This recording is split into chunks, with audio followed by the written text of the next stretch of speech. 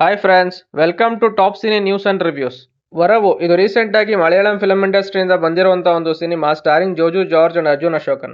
Story line ಗೆ ಬರೋದಾದ್ರೆ 10 ದಿನಗಳ ಕಾಲ ಪೆರೋಲ್ ಮೇಲೆ ಜೈಲಿಂದ ಆಚೆ ಬಂದಿರುವಂತಹ ಪಾಲ್ಸನ್ ಅವನ ಮೇಲೆ ಒಂದಷ್ಟು ಜನ ಅಟ್ಯಾಕ್ ಮಾಡಿ ಸಾಯಿಸೋದಕ್ಕೆ ಟ್ರೈ ಮಾಡಿದ್ರೆ ಅವರಿಗೆ ಇವನು ಮಣ್ಣು ಮುಗಿಸಿ ನೆಕ್ಸ್ಟ್ ಇವನೇ ಒಂದಷ್ಟು ಜನ ರೌಡಿಗಳನ್ನ ಹುಡುಕಿಕೊಂಡು ಹೋಗಿ ಮಾರಣಾಂತಿಕ ಹಲ್ಲೆಯನ್ನು ಮಾಡ್ತಾನೆ. ಪಾಲ್ಸನ್ ಮೇಲೆ ಅಟ್ಯಾಕ್ ಮಾಡಿದಂತಹ ರೌಡಿಗಳಾದ್ರೂ ಯಾರು, ಹಾಗೂ ಪಾಲ್ಸನ್ ಅವನಾಗಿ ಅವನೇ ಹುಡುಕಿಕೊಂಡು ಹೋಗಿ ಅಟ್ಯಾಕ್ ಮಾಡಿದಂತಹ ರೌಡಿಗಳು ಅವ್ರು ಯಾರು, ಪಾಲ್ಸನ್ ಮತ್ತು ಅವನ ಕುಟುಂಬಕ್ಕೆ ಆಗಿರುವಂತಹ ಅನ್ಯಾಯ ಆದ್ರೂ ಏನು, ಅಸಲಿಗೆ ಪೆರೋಲ್ ಮೇಲೆ ಬಂದಿರುವಂತಹ ಪಾಲ್ಸನ್ ಕೇವಲ 10 ದಿನಗಳಲ್ಲಿ ಅವನಿಗೆ ಆಗಿರುವಂತಹ ಅನ್ಯಾಯಕ್ಕೆ ದ್ವೇಷ ತೀರಿಸಿಕೊಳ್ಳೋದಾದ್ರೂ ಹೇಗೆ ಅನ್ನೋ ಈ ಎಲ್ಲಾ ಪ್ರಶ್ನೆಗಳಿಗೆ ಉತ್ತರನೇ ಈ ಒಂದು ಫಿಲ್ಮ್ ನ main plot. Positives and negatives ಗೆ ಬರೋದಾದ್ರೆ ಜೋಜು ಜಾರ್ಜ್ ಆಸ್ ಪಾಲ್ಸನ್, ಈ ಫಿಲಂಗೆ ಅವರ ಪರ್ಫಾರ್ಮೆನ್ಸ್ ಹಾರ್ಟ್ ಅಂಡ್ ಸೋಲ್ ಅಂತ ಹೇಳ್ಬೋದು. ಅವ್ರದೇ ಆದ ಸ್ಟೈಲ್ ಅಲ್ಲಿ ಆ ರೋಲ್ಗೆ ಅವರು ಜಸ್ಟಿಫಿಕೇಶನ್ ಕೊಟ್ಟಿದ್ದಾರೆ. ಅರ್ಜುನ್ ಅಶೋಕನ್ ಆಸ್ ಪಾಲ್ಸನ್ ನ ಬ್ರದರ್ ವಿಲ್ಲಿ, ಅವ್ರಿಗೆ ಈ ಫಿಲಮ್ ಅಲ್ಲಿ ತುಂಬಾ ಕಮ್ಮಿ ಸ್ಕ್ರೀನ್ ಸ್ಪೇಸ್ ಸಿಕ್ಕಿದೆ ಅಂತಾನೆ ಹೇಳ್ಬೋದು. ಅವ್ರಿಗೆ ಸಿಕ್ಕಿರುವಂತಹ ಅವಕಾಶನ ಅವರು ತುಂಬಾ ಚೆನ್ನಾಗಿ ಉಪಯೋಗಿಸ್ಕೊಂಡಿದ್ದಾರೆ. Murali Gopi as planter Kochattan, as a villain ಈ ಫಿಲಮ್ ಅಲ್ಲಿ ಅವರ ಪರ್ಫಾರ್ಮೆನ್ಸ್ ನೆಕ್ಸ್ಟ್ ಲೆವೆಲ್ ಅಲ್ಲೇ ಬಂದಿದೆ. ಅವರನ್ನು ಸೇರಿ ಬಾಕಿ ಎಲ್ಲ ಸಪೋರ್ಟಿಂಗ್ ಆಕ್ಟರ್ಸ್ ಸಹ ತಮ್ಮ ತಮ್ಮ ರೋಲ್ಗೆ 100% ಜಸ್ಟಿಫಿಕೇಶನ್ ಕೊಟ್ಟಿದ್ದಾರೆ. ಡೈರೆಕ್ಷನ್ ವಿಷಯಕ್ಕೆ ಬರೋದಾದ್ರೆ ಸ್ಟೋರಿ ರುಟೀನ್ ಫ್ಯಾಮಿಲಿ ರಿವೆಂಜ್ ಡ್ರಾಮಾಗೆ ಮಾಡ್ಕೊಂಡಿದ್ದಾರೆ. ಸ್ಟೋರಿ ಮೇಲೆ ವರ್ಕ್ ಮಾಡಿರೋದು ನನಗೆಲ್ಲೂ ಕೂಡ ಕಾಣಿಸ್ಲಿಲ್ಲ.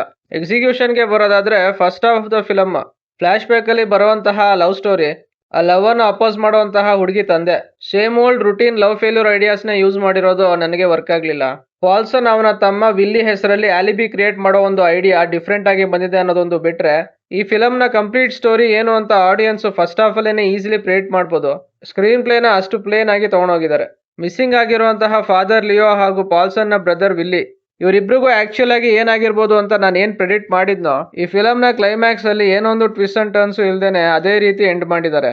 ಇನ್ನು ಪಾಲ್ಸನ್ ತನ್ನ ತಮ್ಮ ವಿಲ್ಲಿ ಹೆಸರಲ್ಲಿ ತನ್ನ ರಿವೆಂಜ್ ನ ಸೆಕೆಂಡ್ ಹಾಫ್ ಅಲ್ಲೂ ಕಂಟಿನ್ಯೂ ಮಾಡ್ತಾನೆ. ಇನ್ನು ಫಾದರ್ ಲಿಯೋನ ಮರ್ಡರ್ ಮಾಡಿದಾದ್ರೂ ಯಾಕೆ ಅನ್ನೋ ಪ್ರಶ್ನೆಗೆ ನನಗೆ ಫಿಲಂ ಕಡೆವರೆಗೂ ಉತ್ತರ ಸಿಗ್ಲಿಲ್ಲ. ಇನ್ನು ಸೆಬಾನ್ ಚಿಕ್ಕ ವಯಸ್ಸಿನಲ್ಲಿ ತನ್ನ ಪ್ರಾಣವನ್ನ ಉಳಿಸಿ ಅವನನ್ನು ಸಹ ತಮ್ಮ ಸ್ವಂತ ಫ್ಯಾಮಿಲಿಯಲ್ಲಿ ಒಬ್ಬನನ್ನಾಗಿ ಪ್ರೀತಿಯಿಂದ ಬೆಳೆಸಿದಂತಹ ಪಾಲ್ಸನ್ ನ ಫ್ಯಾಮಿಲಿಗೆ ಅವನು ಬ್ಯಾಕ್ ಸ್ಟಾಪ್ ಮಾಡೋದಾದ್ರೂ ಯಾಕೆ ಅನ್ನೋ ಪ್ರಶ್ನೆಗೂ ಸಹ ನನಗೆ ಕಡೆವರೆಗೂ ಉತ್ತರ ಸಿಗ್ಲಿಲ್ಲ. ಆ ಪಾಯಿಂಟ್ ಅಲ್ಲಿ ಆ ಕ್ಯಾರೆಕ್ಟರೈಸೇಷನ್ ನ ಕನ್ವೀನಿಯಂಟ್ ಆಗಿ ಮಾಡ್ಕೊಂಡಿದ್ದಾರೆ ಅಂತ ನನ್ಗನ್ಸ್ತು. ಕ್ಲೈಮ್ಯಾಕ್ಸ್ ಅಲ್ಲಿ ಬರುವಂತಹ ಫೈಟ್ ಈ ಫಿಲಂ ನ ಮೇಜರ್ ಹೈಲೈಟ್. ಮ್ಯೂಸಿಕ್ ಡಿಪಾರ್ಟ್ಮೆಂಟ್ ಗೆ ಬರೋದಾದ್ರೆ ಸಾಂಗ್ಸ್ ಸಹ ನನಗೆ ಇಂಪ್ರೆಸಿವ್ ಅಂತ ಅನಿಸ್ಲಿಲ್ಲ. ಬಿಜಿಎಂ ಸಹ ಫಿಲಂ ಸ್ಟಾರ್ಟಿಂಗ್ ಇಂದ ಎಂಡಿಂಗ್ ವರೆಗೂ ಒಂದೇ ತರ ಯೂಸ್ ಮಾಡ್ಕೊಂಡು ಹೋಗಿದ್ದಾರೆ, ಅದನ್ನು ಸಹ ನನಗೆ ವರ್ಕ್ ಆಗ್ಲಿಲ್ಲ. ಆಕ್ಷನ್ ಸೀಕ್ವೆನ್ಸಸ್ ಈ ಫಿಲಂ ಅಲ್ಲಿ ಭರ್ಪೂರವಾಗಿ ಕೊಟ್ಟಿದ್ದಾರೆ. ಈ ಫಿಲಂಗೆ ಅದು ಮೇಜರ್ ಪ್ಲಸ್ ಆಗಿದೆ. ಓವರ್ ಆಲ್ ಆಗಿ ನನಗೆ ಈ ಫಿಲಂ ಸ್ಯಾಟಿಸ್ಫ್ಯಾಕ್ಷನ್ ಕೊಡ್ಲಿಲ್ಲ. Top cine news and reviews ಕಡೆಯಿಂದ ಈ ಫಿಲಂಗೆ ಕೊಡ್ತಾ ಇರುವಂತ ರೇಟಿಂಗ್ 2.25 ಔಟ್ ಆಫ್ 5. ಇದಿಷ್ಟು ಈ ಫಿಲಂ ನೋಡಿ ನನಗೆ ಅನ್ಸಿದ್ದು. ಯಾರೆಲ್ಲ ಈ ಫಿಲಂ ನೋಡಿದ್ದೀರಾ ನಿಮ್ಮ ಅನಿಸಿಕೆ ಮತ್ತು ಅಭಿಪ್ರಾಯಗಳನ್ನ ಕಾಮೆಂಟ್ ಸೆಕ್ಷನ್ ಅಲ್ಲಿ ಹಾಕಿ. ರಿವ್ಯೂ ನಿಮಗೆ ಇಷ್ಟ ಆಗಿದ್ರೆ ಲೈಕ್, ಶೇರ್ ಅಂಡ್ ಸಬ್ಸ್ಕ್ರೈಬ್ ಮಾಡಿ. ಸಿಗೋಣ ನೆಕ್ಸ್ಟ್ ವಿಡಿಯೋದಲ್ಲಿ. Thank you.